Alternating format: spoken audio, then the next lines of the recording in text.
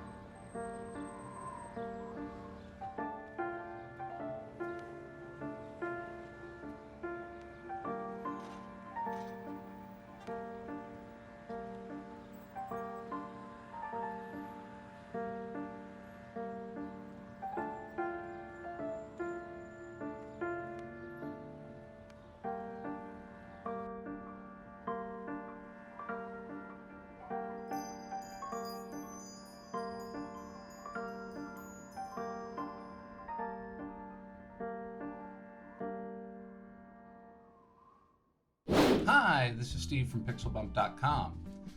Last month we spent a lot of time in Maya, and a lot of people asked for more Cinema 4D tutorials, so this week that's exactly what we're going to do.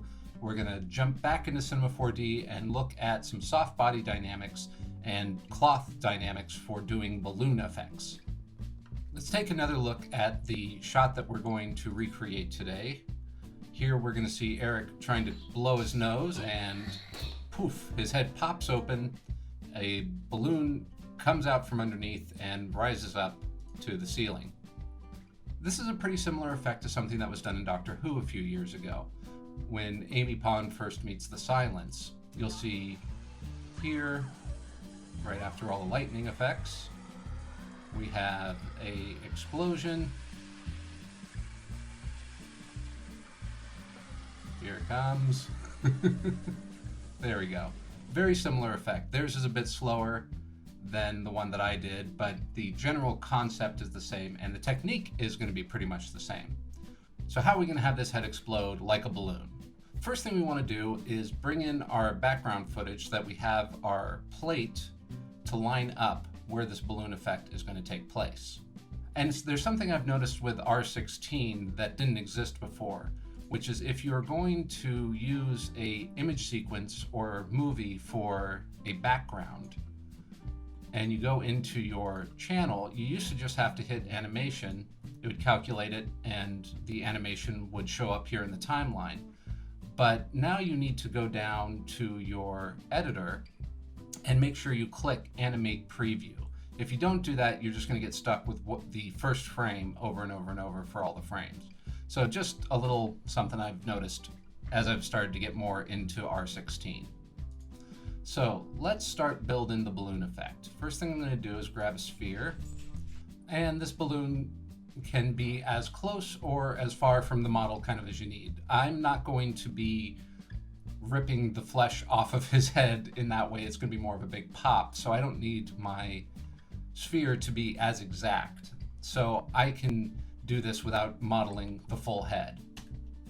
So I'm going to go ahead, make it geometry, and I'm just going to kind of shape it a little more so that it covers the same area.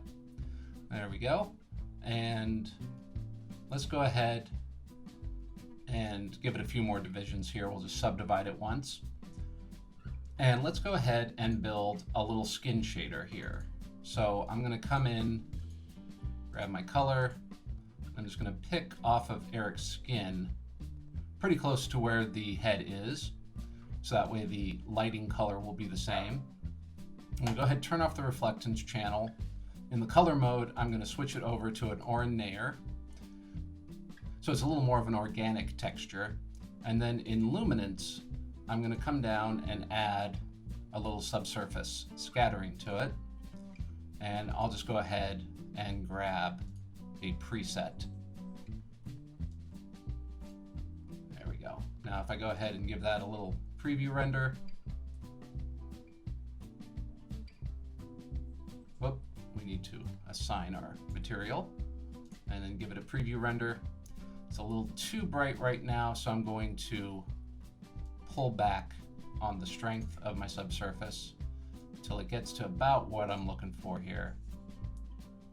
Maybe a little less than that, maybe 25%. There we go. that's looking pretty good. Okay, so now we've got a skin ball that we can use to blow up. But before I do that, I'm going to go ahead, switch over to my polygon mode, and I'm going to make a selection here. And if I click over so that it will grab everything, what I can do is start to fill in a selection where his hair would be.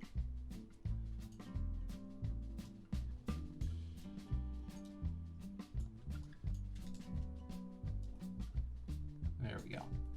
Just kind of go around, make sure we get a good area of where hair would sit on the head. And I'm going to go ahead and set my selection and call it the hair. And that's going to come in handy later. I'm not going to need it for this second, but we will need it pretty soon so that we can have hair attached to the skin and then blow up along with the balloon. Next thing I want to do is grab a cloth surface, and I'm going to add a cloth tag to my sphere, and I'm going to put the sphere underneath the cloth surface, and let's just go ahead and rename that head, keep it clean. And under my cloth tag, I want to make sure I turn on use tear. Now, depending on the type of material you're going to want to make, that's going to help you decide how many iterations you're going to want. Now, I personally want this to be very flexible, so I'm going to want a low iteration. But if you want something that's a little harder, maybe more like a thick paper or cardboard or something, or a thick cloth, if you go ahead and up your iterations, you'll see a little more stiffness in the fabric. But I'm happy with where this is for the moment, so I'm going to go ahead and leave it there. Now, there are two ways we can kind of get a good fracture pattern out of this. Now, there are two ways to get kind of a good shatter pattern out of this balloon. The first one is to come in with your knife and start cutting up the geometry so that you can define where the better shatter points would be. So if I wanted it to shatter across here, I'd make a few cuts, and then using a tractor I can blow it up. Because there are more polygon lines here, you'll start to see that it'll fracture there a little easier. But the way that I like to do it is by using the forces within the cloth object itself. So if I come down to the forces, and I'm going to want to blow it up kind of towards camera. So I'm going to go with a -0.5 in X and a -0.5 in Z, which should, since we're right here at the intersection of it, blow it straight towards camera. But I'm also going to want it to go up a little bit. So I'm going to put a +0.5 in Y. And I'm going to turn my wind strength up to 10. And if I go ahead and just hit play there, you'll see we have it shattering all over the place towards camera. And the amount of shatter is something that I'm actually really happy with. So that's why I'm not going to go ahead and cut up my geometry. By using a big burst of wind, I'm going to be able to get a very similar effect. So let me rewind that for a second, and let's go ahead and say 5 frames of that powerful wind. So we'll go out to 72, and I'll go ahead and keyframe my wind, and then over another 5 frames, so up to 77, I'm going to turn that down to 0. So now I can go ahead, hit a preview, and we'll see we have these nice big chunks flying off towards camera. But they kind of sit up a little longer than I'd like. So I'm going to go ahead and add a little gravity to the situation.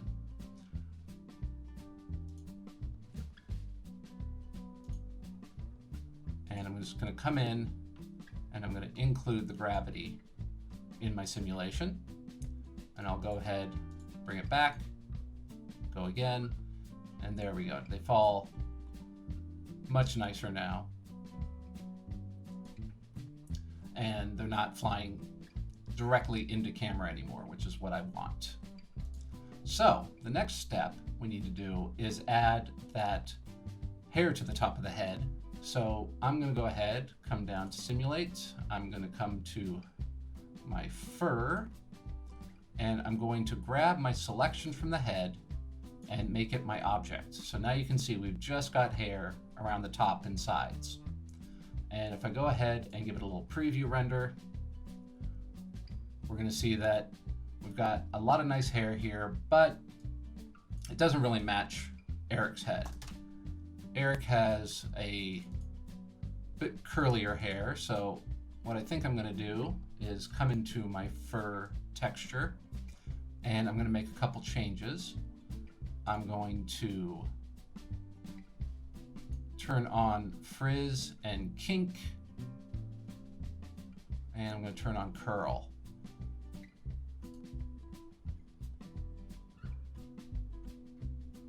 There we go, that's a little better.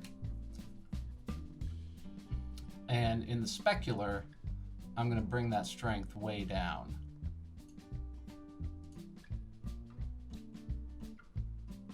There we go.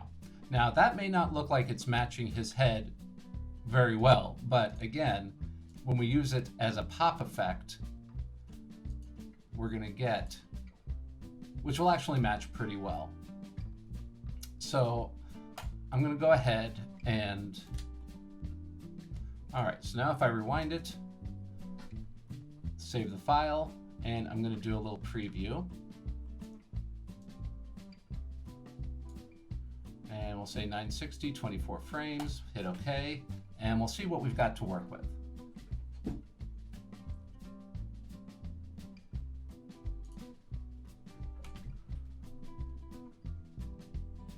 That's looking pretty good. I think I'd like to increase my gravity a little bit. And the other thing I want to show is that you can also use a attractor with your simulation. So if I want it to blow up more, I can go ahead and go with a negative 50,000. We'll do something really high. And again, we'll come out 5 frames, key it, come out another 5 frames, and go down to 0. Back it up. And there we go. We get a bit more of an explosion. So let's go ahead and take a preview of that. There we go. That's looking pretty good. So the other thing that you can add here, since everything's just kind of falling very naturally, or falling directly down, we can also come in and add a little bit of turbulence to this. So I'm going to come down here, I'm going to make sure I have everything included, and I'm going to go ahead and turn up my turbulence a little bit, maybe to 20, a scale of 50, and a frequency of 50. And let's see what that does for us. There we go.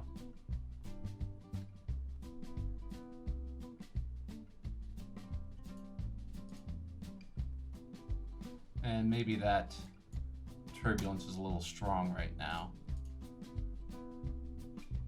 So everything's kind of starting to drift.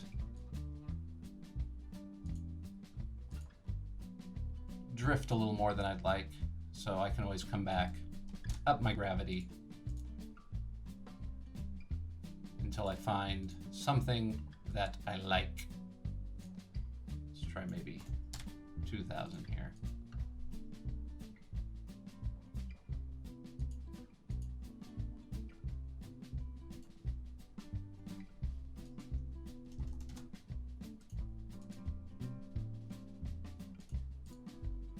And maybe that turbulence isn't working for me. There we go.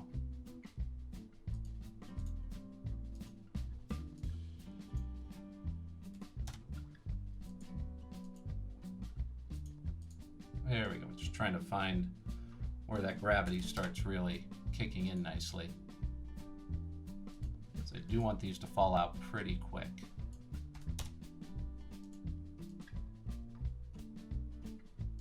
All right, let's try that preview again.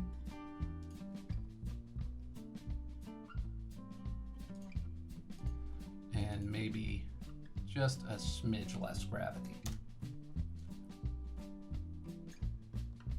And we'll check it one more time. There we go, that feels pretty good. So I'm gonna go ahead and just take a preview render here, around there. Make sure that we've got enough going on, which I think we definitely have enough hair and enough little shatter patterns here. So I think that's gonna work pretty well for popping the head balloon. Now, the second part of the effect, if we look at it again, is that big red balloon underneath, which kind of inflates up and then floats away.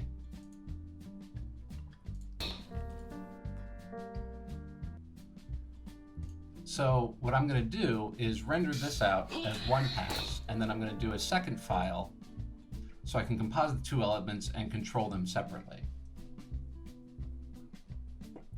So here in this file we have our lovely head balloon with a little picture of Eric's face on it, and we're going to go ahead and add a soft bodies tag to the balloon shape.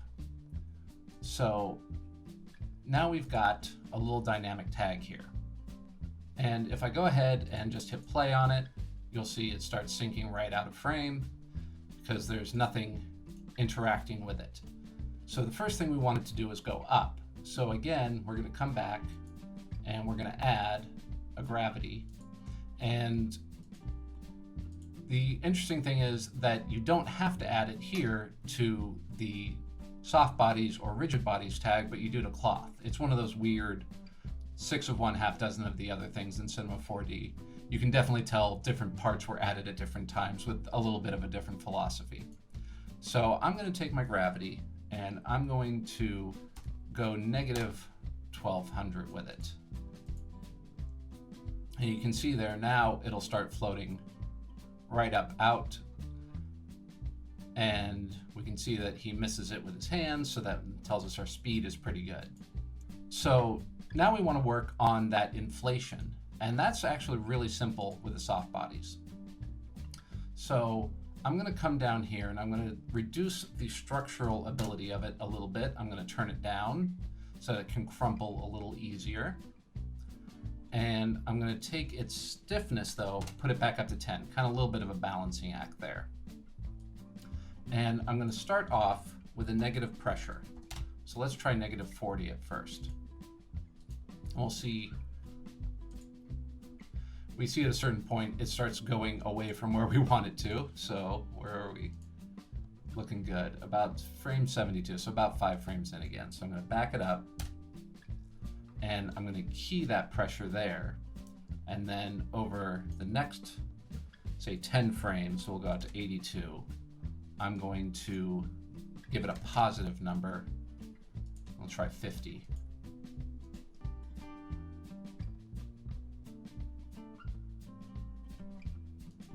And we can see that negative force is a little too much, so I'm going to drop it down.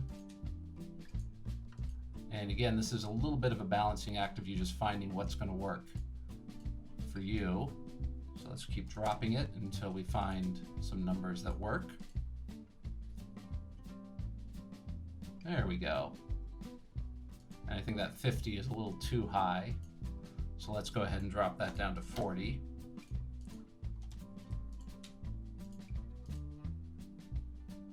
Get a nice crumple and a good inflate.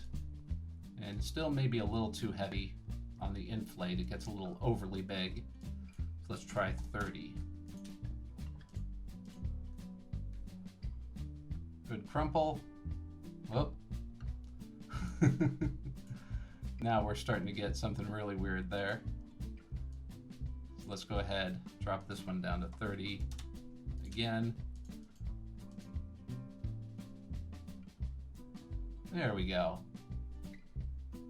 Nice little deflation, inflation effect there.